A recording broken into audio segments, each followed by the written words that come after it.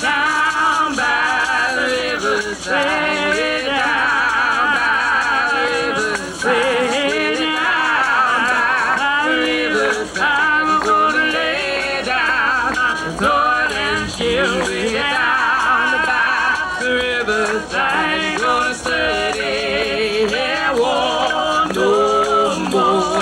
Ain't gonna study war no more. I ain't gonna study war no more. Ain't gonna study war no more. I ain't gonna study war no more.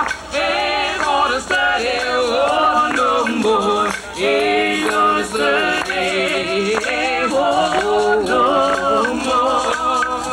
We can't.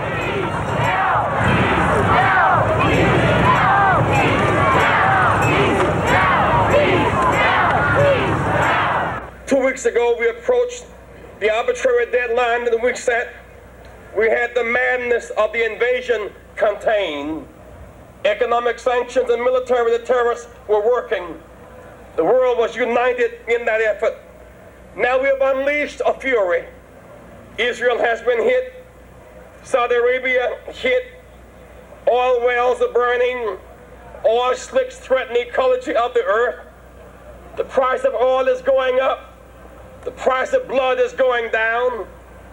The governments are being destabilized, and the fear of terror is beginning to grip the Western world. There must be a better way.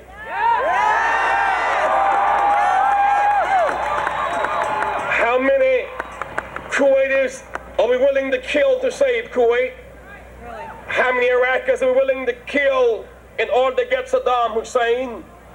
How many allies are we willing to risk? All bombing and no talk will leave us brain dead, lead us to spiritual surrender and moral collapse. We cannot sacrifice our children to a method that is mad and certain decimation. We must be driven by a sense of history, not hysteria. There are limits to the one bad man, one problem, one solution analysis. Once it was Khomeini, last year was Noriega, today Saddam Hussein. These individuals keep coming, but there is an environment that is breeding them. The need for negotiation grows stronger every day. Every day. The U.S. has the strength and the leadership to facilitate a settlement and ultimately peace in the Middle East. We must show that we have the moral and political will to do so. We must guard against the acquisition of unwarranted influence, whether sought or unsought, by the military-industrial complex. The potential for the disastrous rise of misplaced power exists and will persist. We must never let the weight of this combination endanger our liberty or democratic process.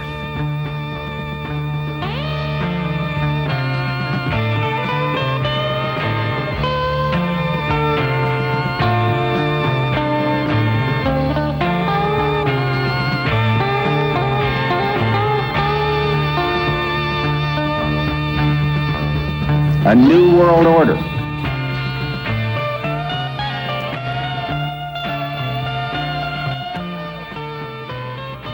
A new world order. A new world order. To lead the world away from the dark chaos of dictators toward the brighter promise of a better day.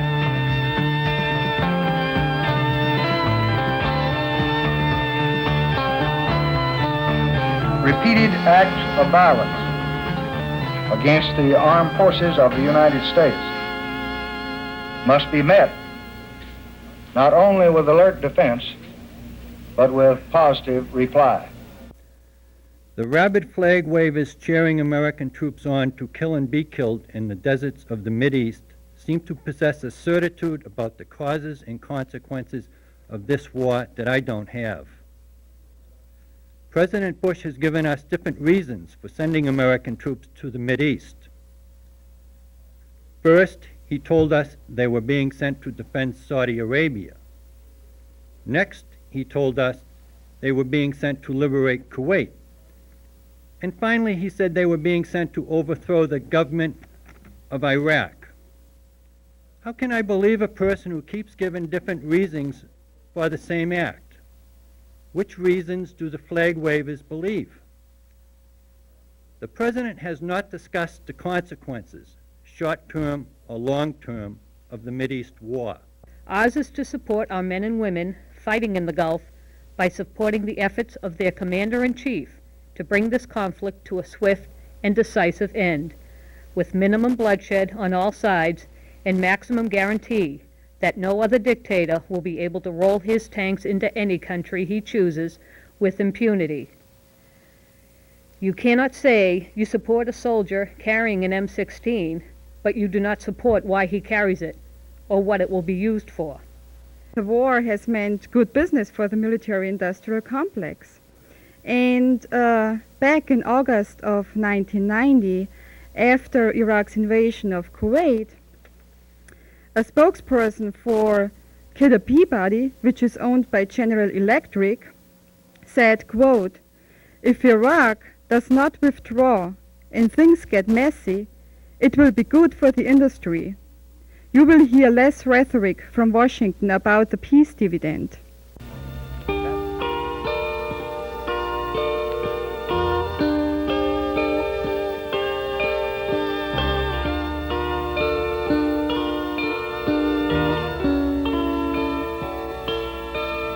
Soaring optimism as news of successful Allied airstrikes came through.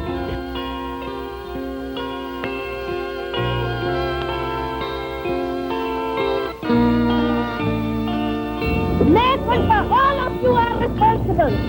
All of you. Arming the people for the sake of oil. As if we are Red Indians. We are human beings. Who made this area like this? The flames in the area. It's the West.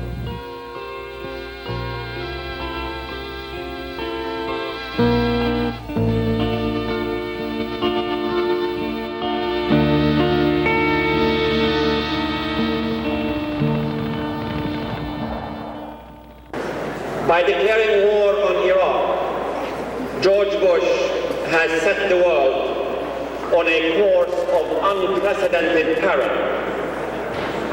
The massive and savage bombardment of that cradle of civilization and the decimation of Baghdad, the pride and joy of 200 million Arabs and nearly 1 billion Muslims around the world, will undoubtedly trigger devastating upheavals to redress the persistent injustice that have been long tolerated and even encouraged by the West.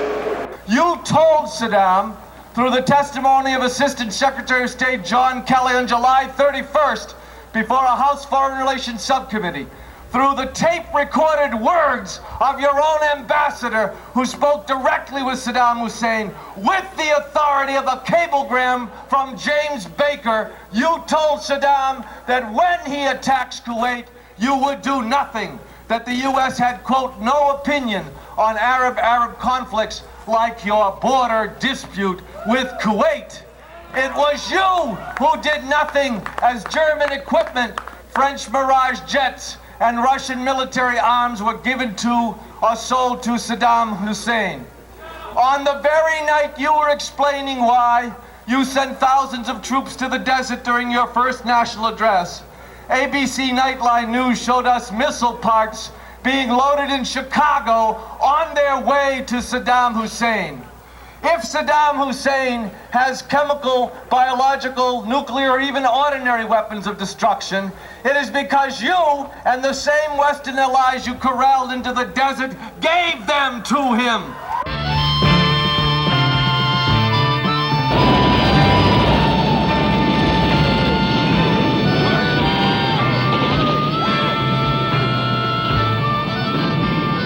I've spoken of 1,000 points of light.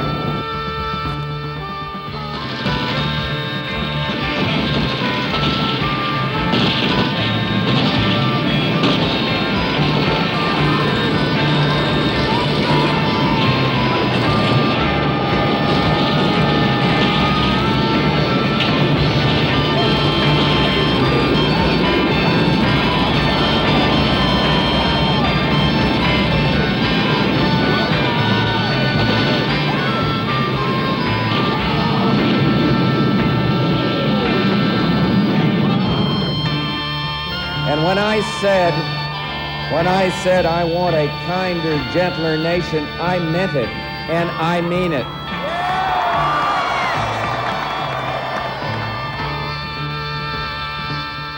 What happened to your father? His leg broken, and his hand, and all face.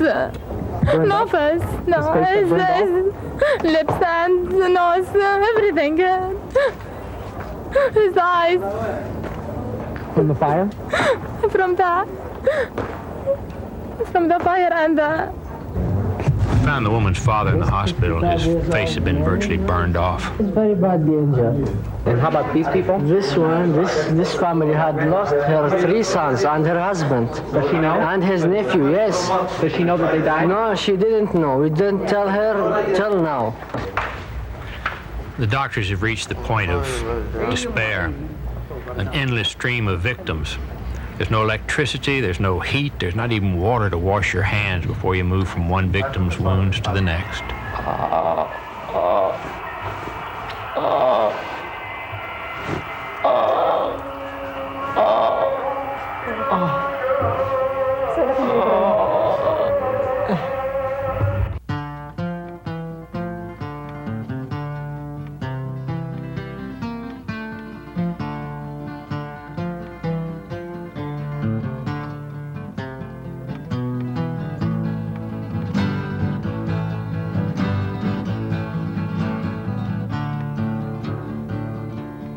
Up, 2, 3, 4, marching down the street, rolling of the drums and the tramping of the feet.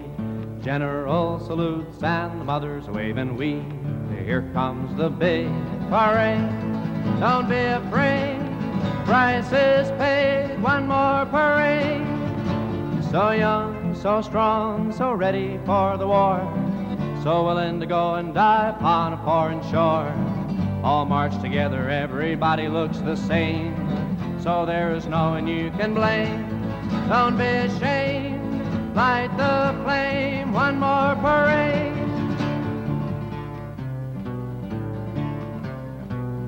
Listen for the sound and listen for the noise, listen for the thunder of the marching boys. A few years ago their guns were only toys. Here comes the big parade. Don't be afraid, price is paid, one more parade. So young, so strong, so ready for the war, so willing to go and die upon a foreign shore. All march together, everybody looks the same, so there's no one you can blame. Don't be ashamed, light the flame, one more parade.